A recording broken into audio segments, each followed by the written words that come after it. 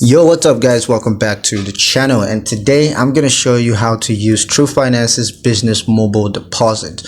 Alright, it's going to be a quick video. We're not going to waste much time. Let's just jump straight into it. Now the first thing you're going to do is to log into your Twoguysfinance business mobile banking app.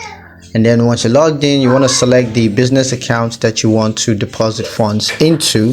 And once you've chosen that, just click on deposit, and you're going to need to take a photo of the back of the check. And then you're going to enter the check amount and confirm the deposit. Next thing you're going to do after that is to review and verify the deposit details. Make sure all of that is correct and accurate.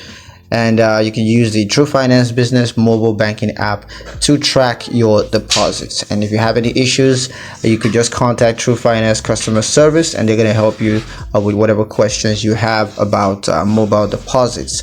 And you can always review and update your mobile deposit settings as needed. Yeah, so that's pretty much it on how to use Twoguysfinance's business mobile deposit. Hope you guys liked the video. Hope you found the information useful enough. If you did, like the video, comment down below, let me know what you thought. Share the video with your friends and subscribe to the channel if you haven't already, and I'll catch you guys